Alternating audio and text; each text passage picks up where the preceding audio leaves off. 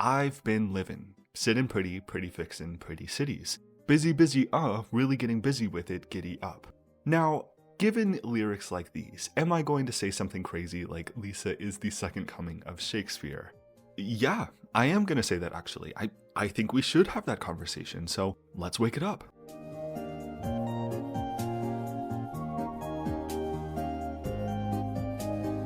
An alter ego is very simply a second self who can take many forms, but what is our need to become someone else other than who we are right now? Why are we not enough? Is the employment of an alter ego an act of cowardice or one of empowerment? I think it's both and neither. There's not really any one answer to this. The development of an alter ego to yield us success, whether it be overcoming the fear of performing or to earn the approval of other people, can be as positive as it can be negative. Oftentimes, fear of the harsh realities of the world can prevent us from ever truly becoming the person we want to be. Success is not a comfortable process, a grim realization that the idealized version of yourself that you aspire towards will actually never come to pass. Who and what you wish to be exist within you already. You, as you exist right now, are the idealized version of yourself. But as I said, there is a time and a place where assuming a new persona can be beneficial to protecting who you truly are. I think that's why so many artists express the need to become other people when they perform, to assume the identity of someone else in an effort of preserving their own spirit. Fame is an unnatural process all around. The development of an alter ego who fulfills your duties as a celebrity may be incredibly necessary.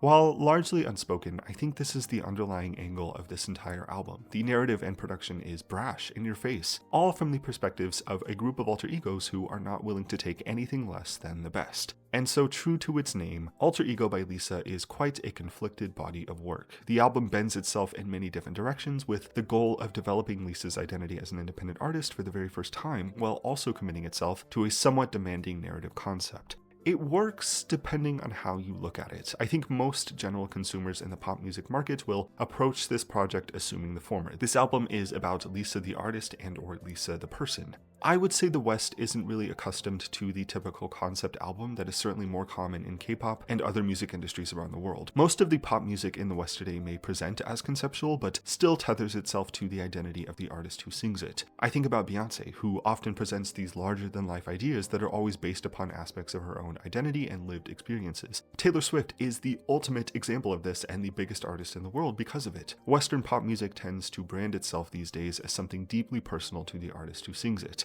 The alter ego concept doesn't explain itself with the music alone outside of a few lyrical references. A new listener to this album wouldn't necessarily be able to identify which of the tracks belong to the Sunny alter, for example. But an alter ego concept as a debut album is incredibly smart. It gives leeway to trying out many different styles and sounds to see what resonates with people the most. The album's tendency to sonically jump all over the place can receive the benefit of the doubt with this in mind. Alter Ego collectively manages to refine each stylescape nicely, but some tracks definitely prevail over others for me personally. I've come to a very confident conclusion by the end of this album. Lisa is at her absolute best when embracing more avant-garde sounds and aesthetics. New Woman and Born Again feel so rich and natural for her as an artist. While both of these songs feature other artists, Lisa's ability to meet both the song and artists where they're at showcases her honestly very impressive versatility.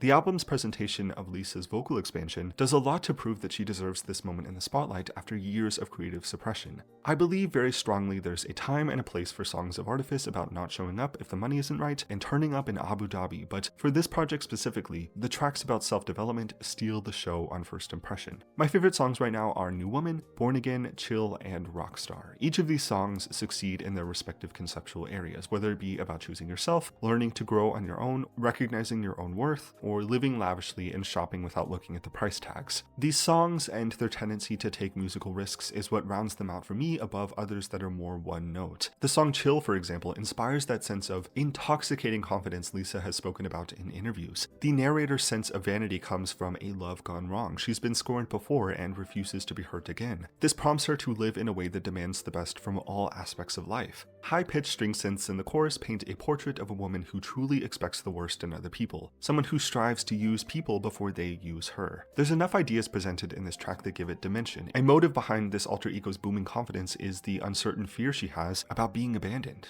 I really hope Chill will eventually be promoted as some kind of standalone single. It's up there with Rockstar in terms of solo songs that showcase Lisa's ability as an artist. Overall, we don't really get a peek at the person who invokes these alter egos, but there's nothing that calls us to expect that. Lisa certainly doesn't owe us vulnerability as an artist if that's not where her interests are right now. That shouldn't have to be a requirement. The project works as an explanation of who Lisa is right now as a celebrity, the idol and performer we have always known her as, a well-versed veteran of entertainment, but someone who is just now debuting as an independent artist. This territory of true independence and such heavy promotion in the West is quite new for K-pop in general. The album's leaning on its concept is indicative of the K-pop industry she comes from, taking the more theatrical elements of performance along with her via the personality of each of these alter egos expressed throughout the album's tracks. I like it. I think it works very well as a debut album, and as it relates to the future, I'm currently very drawn to the more experimental moments of the album compared to the hard-hitting tracks that are fueled by sheer confidence and ego. New Woman specifically kind of rocked my world when it was released, and still to this day I am so stunned by it. It is one of the best songs pop music in the West has seen in a very long time, in my opinion. I am genuinely still so obsessed with this song. I wouldn't say New Woman overshadows the album, but it does present ideas in effective ways that aren't really met to the same degree outside of Born Again and Chill. Each of these songs inspires a sense of confidence, Lisa's primary intention behind this project, but they're fueled by something so narratively substantial.